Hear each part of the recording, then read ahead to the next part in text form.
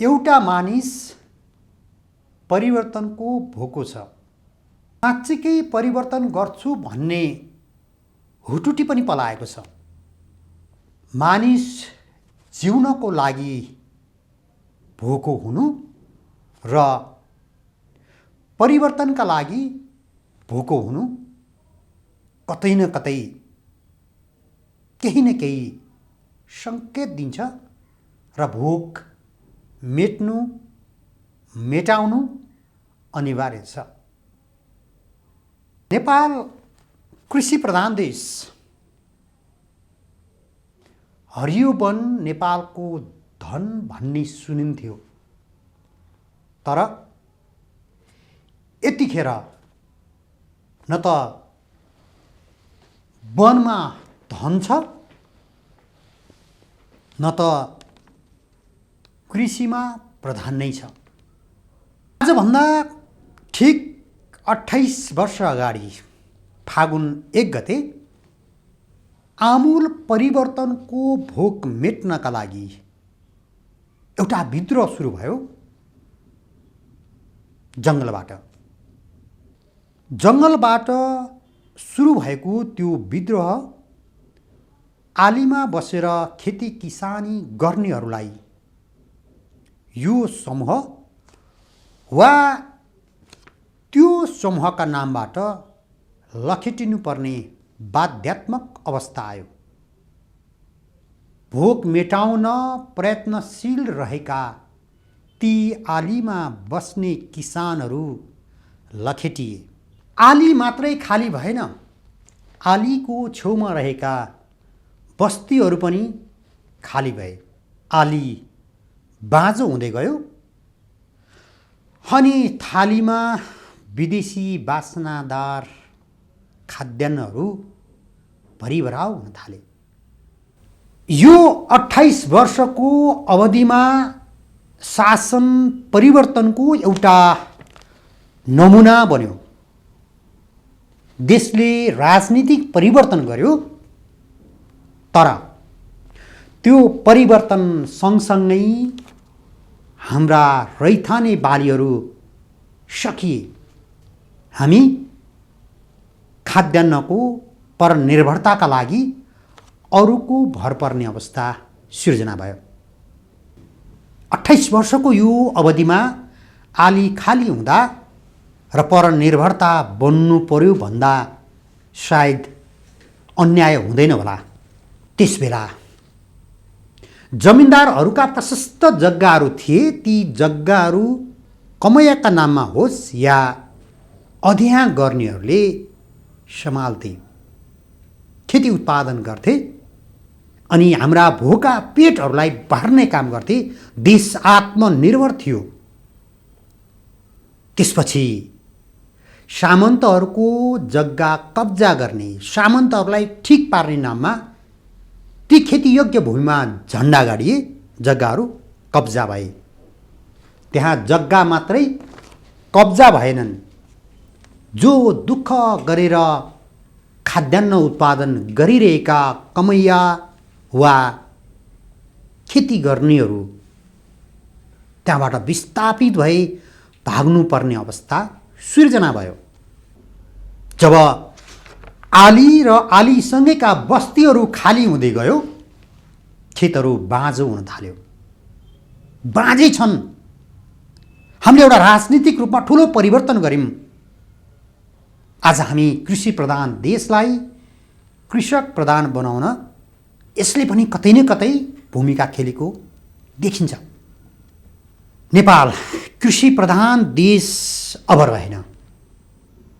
हरियो वन नेपालको धन पनि रहेन, कृषक प्रधान देश बन्यो। गत वर्ष नेपाल सरकारको तथ्याङ्कलाई हेर्ने हो भने 74 अर्ब रुपियाँको खाद्यान्न हामीले आयात गर्यौं। जुन कृषि प्रधान देशको राज्यले निकालेको तथ्याङ्क थियो। हामीले कति परिवर्तन गरेछौँ त। जुन बेला हामी खाद्यान्न निर्यात गर्थ्यौं, हालका विकसित देशहरू कोरिया, बङ्गलादेश लगायतका देशमा हामी चामल निर्यात गर्थ्यौं। आज हामी 74 अर्ब रुपियाँको खाद्यान्न आयात गर्नुपर्ने अवस्था सिर्जना भयो।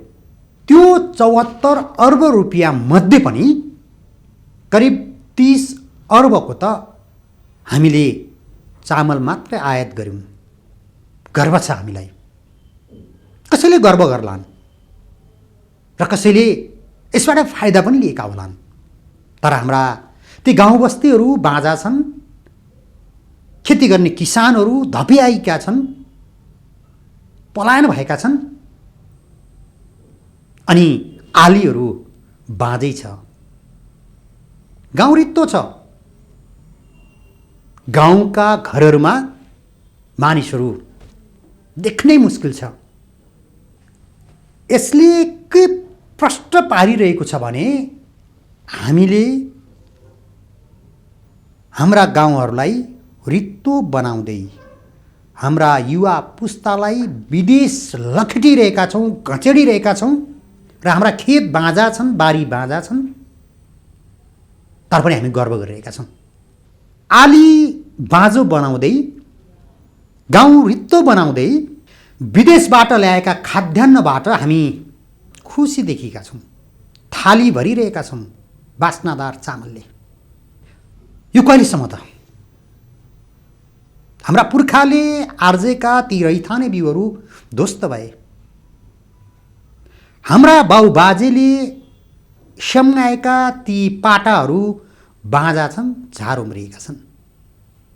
तर कहिलेसम्म त? आलीदेखि थालीसम्मका कुरा यसकारण आज जोड्ने प्रयास गऱ्यौँ। 2052 साल फागुन 1 गते व्यवस्था परिवर्तनका लागि चलेको हुटुटी आज 28 वर्षमा आइपुग्दा हाम्रो गाउँ बनाउने, हाम्रा बाँझा खेतहरूमा उत्पादन गर्ने हुटुटी बन्नुपर्छ भन्ने हो। तर बन्न सकिरहेको छैन। किन बन्न सकिरहेको छैन त? कृषि विभाग, जसले कृषि उत्पादनलाई जोड दिनु पर्थ्यो, त्यसका महानिर्देशक यसो भन्नुहुन्छ।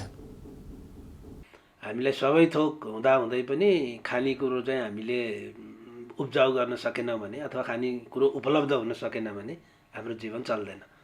र देशका लागि, परिवारका लागि र व्यक्तिका लागि पनि के हो भने भरसक आफैले उत्पादन गरेको अथवा आफूले आफ्नै ठाउँमा उत्पादन गरेका चिजहरूको त्यसको उपभोग चाहिँ इभन स्वास्थ्यका लागि अथवा आर्थिक हिसाबले हरेक कुराले त्यो कुरालाई महत्त्व राख्छ। त्यो हुँदै गर्दाखेरि अब अहिले पछिल्लो समयमा हाम्रो कृषिमा केही परिवर्तनहरू भएको छ। केही किसानहरू व्यावसायिक किसानको रूपमा विकास हुनुभएको छ भने कृषिबाट केही ठुलै किसानहरू होइन, धेरै किसानहरू बाहिर निस्किरहेको अवस्था पनि छ। र विभिन्न कारणले, अब कारण एउटा मात्रै छैन, सामाजिक आर्थिक कारणहरू होलान् र अन्य विभिन्न, जस्तै अहिले वन्यजन्तुका कुरा पनि छन्, बाँदर लगायतको। यी विभिन्न कारणहरूले गर्दाखेरि अहिले हाम्रो केही जग्गाहरू बाँझो रहेको अवस्था छ। धेरैजसो पहाडमा र केही तराईमा पनि बाँझो छ र त्यसको पनि हिउँदे खेतीमा अलिकति बाँझो रहेको अवस्थाहरू छ। अब यसमा केही पाटोहरू छ, ती कुराहरूको विश्लेषण हुने कुराहरू, जस्तै अब मान्छेहरूलाई अब भौतिक पूर्वाधारका सुविधा, सडकका सुविधा, बिजुलीका सुविधा, शिक्षा, राम्रो शिक्षा पाउने अधिकार, त्यसको लागि जो सक्षम छ उसले बस्ने ठाउँको कुरा, स्वास्थ्यका कुरा, सुविधाका कुराहरू र आफूले उत्पादन गरेका चिजहरू बिक्री वितरण गर्ने र त्यसको उचित मूल्य पाउने व्यवस्था, यी यावत कुराहरूका कमी कमजोरीहरू भएका ठाउँमा चाहिँ मान्छेहरू नबसिरहेको, जग्गा छोडेर, आफ्नो गाउँ छोडेर हिँडेको र जग्गा बाँझो रहेको कुराहरू पनि छ। अर्को यसको विषयवस्तु कहाँनिर छ भने हाम्रो कृषि हाम्रा मित्र राष्ट्रहरूमा उत्पादित वस्तुहरूसँग हाम्रा वस्तुहरू प्रतिस्पर्धी हुन नसकेको अवस्थामा ती केही व्यवसाय, केही किसानहरू चाहिँ त्यो प्रतिस्पर्धा अनुसार भनौँ न, उत्पादन गरे अनुसार मूल्य नपाइरहेको अवस्थामा पनि कृषिमा अलिकति आकर्षण कम भएको यी कुराहरू छन्। अब राज्यको तर्फबाट, हामी सबैको तर्फबाट हामीले गर्नुपर्ने कुरा चाहिँ कृषिमा अलिकति लगानी बढाउनु पर्ने, अलिकति प्रतिस्पर्धी क्षमता बढाउनु पर्ने र हाम्रा कृषकहरूले गरेका उत्पादनको बजारीकरण र त्यसका भौतिक पूर्वाधारदेखिका सुविधाहरूको विकास गर्नुपर्ने, सिँचाइ लगायतको प्रविधि विकासका कुराहरूमा हामीले थप काम गर्नुपर्ने कुराहरू छन्। हाम्रो राज्य सत्ता एउटा सामन्तवादको अन्त्य गरेर हामी समाजवाद खोजिरहेका छौँ। एउटा जनताको छोरो यो देशको राष्ट्रपति बन्न सफल भएको छ, तर हाम्रो राज्य सत्ता आली खाली बनाउँदै विदेशी खाद्यान्नले थाली भर्ने काम गरिरहेको छ। किन यति महत्त्व दिएको होला? हाम्रा उर्वर खेतीहरू किन बाँझो भएका होलान्? किन साथ नदिएका होलान्? के हामीले अब कृषि क्रान्ति गर्नु पर्दैन थियो?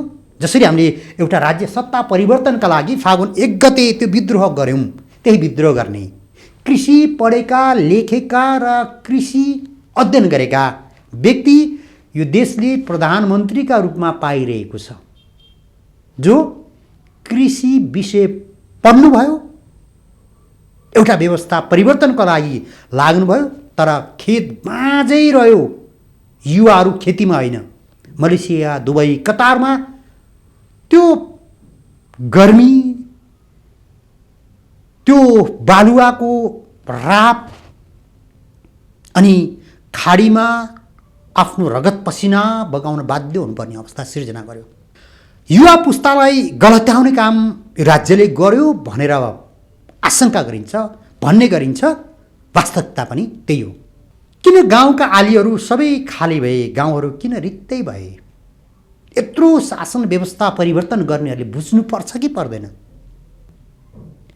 गाउँ रित्तो छ, तपाईँलाई थाहा होला। गाउँमा भएका ती घरहरूको ढोका खोल्ने मान्छे छैन, घर कुर्ने मान्छे पाउन गाह्रो छ। अत्यन्तै बुढाबुढी, बा आमा, हजुरबा हजुरआमा दैलो कुरेर बसिरहनु भएको छ। फेरि हामी भनिरहेका छौँ कृषिमा परिवर्तन गर्नुपर्छ। यो आलीदेखि थालीसम्म भन्ने विषय अलिकति छायामा परेको हो कि भन्ने जस्तो सिद्धान्तमा परेको, तर व्यवहारमा चाहिँ त्यो सफलीभूत हुन नसकेको जस्तो लाग्छ मलाई। आली बाँझा भए, थालीमा आयातित वस्तुहरू भरिन थाले। हो, त्यही हो। अघि मैले यहाँले पछिल्लो समय भन्नुभएको विषय पनि त्यही जोडिन्छ। आलीहरू बाँझा भए होइन, जमिन किन बाँझो रह्यो त भन्ने कुराहरू चाहिँ त्यसमा रोग किरा, अहिले पछिल्लो समय आएको बाँधादेखि अन्य वन्यजन्तुको प्रकोपदेखि लिएर हाम्रो जमिनसँग सम्बन्धी हामीले लिएका नीतिगत व्यवस्थाहरू पनि जोडिन्छन्।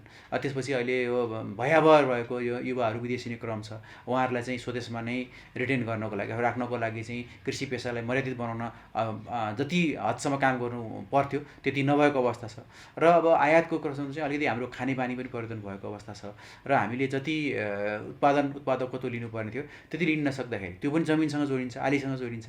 यो सबै कुराहरू चाहिँ गएर राजनीतिक प्रतिबद्धता र त्यसको चाहिँ कानुनी व्यवस्था र त्यसको कार्यान्वयन पक्षमा जोडिन्छ। त्यसो भए हाम्रो नेपाली कृषि विकासका लागि आलीमा बाँझो भएका खेतहरूमा उत्पादन कहिले गर्ने, कसरी गर्ने? विदेशमा हेर्ने भने रैथाने बालीलाई प्रमुख प्राथमिकता दिने गरिन्छ। मेरो भनाइ होइन। विदेशमा कृषि अध्ययन गरेर फर्कनुभएका कृषि विज्ञ डाक्टर अरुण काफ्लेको भनाइ हो, जहाँ आफ्नो देशका बिउ सुरक्षित गरिन्छ, रैथाने बिउ सुरक्षित गरिन्छ। तर नेपाल यस्तो देश हो जहाँ रैथाने बिउलाई निमिट्यान्न पारेर विदेशीले उत्पादन गरेका हाइब्रिड बिउहरूलाई आयात गरिन्छ, रोग किरा भित्राइन्छ, जुन हाम्रो स्वास्थ्यका लागि पनि फाइदाजनक छैन।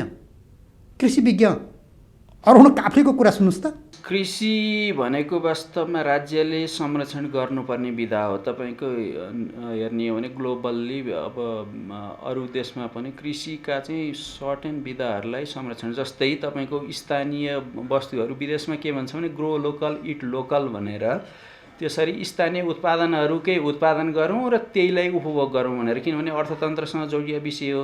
अब अहिलेको सन्दर्भमा भन्नुपर्दाखेरि मान्छेको चाहिँ खाने बानी यो चाहिँ रहनसहन चेन्ज भएको सन्दर्भमा, किनभने अल्टिमेटली तपाईँको चाहिँ कुराहरू जोडिने भने त खानपानका एक्टिभिटीसँग मान्छेका सबै क्रियाकलापहरू जोडिने हो। र त्यही भएर अलिकता चाहिँ के हो भने हामीले चाहिँ अलि फोकस चाहिँ जस्तै अहिले हेर्ने भने हाम्रो त इम्पोर्ट बढ्या सिनारियो छ। यो के भयो त भन्दा हामीले स्थानीय रहिथाने वस्तुहरू, हाम्रा स्थानीय उपजहरू, स्थानीय उत्पादनहरूलाई प्रमोसन पनि गर्न सकेनौँ र त्यसको बजारीकरण पनि गर्न सकेनौँ जुन मात्रामा गर्नुपर्ने हो। किनभने त्यसमा भएका रिसर्चका एक्टिभिटीहरू कम भए, एक्सटेन्सनका एक्टिभिटीहरू कम भए, सरकारले जुन रूपमा संरक्षण गर्नुपर्ने हो त्यो संरक्षणका चाहिँ क्रियाकलापहरू कम भए। तपाईँको हेर्ने हो भने डेभलप कन्ट्रीमा पनि त्यही अहिलेसँग चाहिँ विकसित देशहरूमा पनि हेर्ने हो भने कृषिलाई चाहिँ उनीहरूले स्थानीय उपज, स्थानीय उत्पादन भनेपछि त्यसको उत्पादन चाहिँ अवस्था छ त्यसलाई धेरै कम गर्न सकिन्छ। जस्तै मैले अब अलिकता यो 4 वर्षको दौरान चाहिँ मैले बाहिर अस्ट्रेलियामा बिताएँ। उनीहरूको टोटली कृषिलाई यति प्रायोरिटी छ कि उनीहरूले आफ्नो क्वारेन्टाइन सिस्टमहरूका कुराहरू, उत्पादनका कुराहरू रेगुलेट गरेर यो कोभिडको बेलामा सहित उनीहरूले बाहिरको उपज नलाइकन देशलाई खान पुग्ने चाहिँ कृषि उपजहरू उत्पादन गराएर देखाइदिए। त्यो भने के हो त भन्दा राज्यले चाहिँ एउटा दिएको चाहिँ प्रायोरिटी अथवा प्राथमिकताले गर्दाखेरि बाहिरका उपजहरूभन्दा चाहिँ स्थानीय उत्पादनहरू, स्थानीय उपजहरूको चाहिँ उपभोगमा चाहिँ बढ्न गएको देखिन्छ। र त्यस्ता कुराहरूमा चाहिँ हामीले त्यति ध्यान दिन नसकेको सन्दर्भ छ। हामीले चाहिँ अलिकता चाहिँ अब पछिल्लो समयमा गएर चाहिँ यो चाहिँ मूल्य श्रृङ्खलाका कुराहरू गऱ्यौँ, तर उत्पादन केन्द्रित कुराहरूलाई उत्पादन पनि लोकल्ली आफ्नो स्थानीय हावापानीमा हुने खाले चाहिँ उत्पादनहरू गराउने र त्यसको बजारीकरण गराउनेमा चाहिँ अलिकता ध्यान केन्द्रित हुन नसकेको अवस्था र अर्को चाहिँ त्यसमा भएका चाहिँ रिसर्च, त्यसपछि गएर चाहिँ प्रसारका क्रियाकलापहरूलाई पनि ध्यान दिन नसक्नाले गर्दाखेरि हामीले आफ्ना चाहिँ जुन स्थानीय हावापानी अनुकूल हुन सक्ने उत्पादनहरूलाई छोड्दै अहिले आयातित वस्तुमा चाहिँ परनिर्भर हुँदै जानु परेको सिनारियो छ। यसले गर्दा चाहिँ के हुन्छ त भन्दा हाम्रो चाहिँ ट्रेड ब्यालेन्सलाई चाहिँ एकदमै असर पुर्याउँछ। नेपाली किसानहरूले जुन बजार पाइरहेका छैनन्, आफूले उत्पादन गरेको उत्पादनको मूल्य पाइरहेका छैनन्, बिचौलियाहरू रमाइरहेका छन्। किसानमरि हत्ते गरेर काम गरिरहेको छ। दिन रात हावा पानी हुरी बतास सबैमा किसानले रगत पसिना बगाइरहनु भएको छ। तर किसान बिरामी पर्यो भने उपचार नपाएर मर्नुपर्ने अवस्था छ। तर बिचौलिया चिल्ला गाडीमा आफूलाई किसान हुँ भनेर गर्व गरेर हिँडिरहेको छ। यो राज्यको निरीहता हो। यसलाई प्रचार प्रसार गर्नु पर्थ्यो होला, नयाँ नयाँ जातहरू उन्मोचन गर्नुपर्ने थियो होला। नेपालको कृषि अनुसन्धान परिषदले पनि हेर्नु पर्थ्यो होला, नयाँ नयाँ उन्मोचन गर्न सक्नुपर्ने थियो होला, तर सकेन। हामी राजनीतिमा लिप्त भयौँ। हामी देश बनाउन होइन, जनता बनाउन होइन, आफू बन्नका लागि तत्पर भयौँ। हामीले हाम्रा छोरा, हाम्रा छोरी, हाम्रा भाइ बहिनीहरूलाई विदेशको दास बनाउनको लागि सक्रिय बनाइरहेका छौँ। न कि यो देश कृषि प्रधान थियो, हुनुपर्ने थियो र हामीले यही देशमा सुन फलाउन सक्थ्यौँ। तर आज न त हामीले सुन फलाउन सकेका छौँ, न हाम्रा भाइ बहिनीहरूलाई यो देशमा यो माटोमा राख्न सकेका छौँ, माटो बनाउन सकेका छौँ। न त हामीले हाम्रा आवाजहरूलाई, हाम्रा यी फरक किसिमका योजनाहरूलाई जोड्ने प्रयास गर्न सकेका छौँ। आज हामी निरीह बनिरहेका छौँ, अन्याय सहनुपर्ने दासतामा छौँ। हामी आधुनिक दासको स्वीकार गरिरहेका छौँ। एउटा दास प्रथा अन्त्य गर्न हामी हिजो 2052 साल फागुन 1 गते जङ्गलमा छिर्यौँ। आज हामी कतै जङ्गली बनिरहेका त छैनौँ। त्यसो हो भने यो देश बनाउनु पर्ने आवश्यकता छ। त्यसका लागि आत्मनिर्भर बन्नुपर्ने अवस्था छ। आत्मनिर्भर बन्नका लागि हामीले हाम्रा ती बाँझा खेतहरूमा उत्पादन गर्न आवश्यक छ। उर्वर भूमिलाई अझै उर्वर बनाउनु छ। त्यसकारण पनि हामी आलीदेखि थालीसम्मका कुराकानी गर्नुपर्ने अवस्था छ। आउनुहोस् जुटौँ, राजनीतिक परिवर्तन धेरै गऱ्यौँ, व्यवस्था परिवर्तन धेरै गऱ्यौँ, तर देश परिवर्तन गर्न सकेनौँ। हामीले हाम्रा सन्ततिलाई हाम्रा पुर्खाले छोडेर गएको देश, हाम्रा पुर्खाले छोडेर गएका धेरै त्यस्ता चिजहरू छोड्न सकिरहेका छैनौँ, दिन सकिरहेका छैनौँ। हामीले हाम्रा पुस्तामाथि घात गरेका छौँ। आलीदेखि थालीसम्मका कुराकानी गर्न अब जुटौँ। अब अर्को कृषि क्रान्ति गरौँ, त्यो खेतबाट गरौँ। हामीले क्रान्ति धेरै गऱ्यौँ, त्यसले जनताले केही पनि पाएन, यो देशले पनि केही पनि पाएन। अब देशका लागि लडौँ। आउनुहोस्, आलीदेखि थालीसम्मका कुरामा यो पहिलो प्रयास सुरुवात गरेका छौँ। हामी यो देशको लागि लडौँ, यो देशको लागि, हाम्रा भावी पुस्ताका लागि। म, मेरो परिवार होइन, हाम्रो देश आत्मनिर्भर बनाउनका लागि लडौँ। आगामी अङ्क नयाँ कुरा लिएर आउने नै छौँ। हेरिदिनु भयो, यहाँहरूलाई धेरै धेरै धन्यवाद।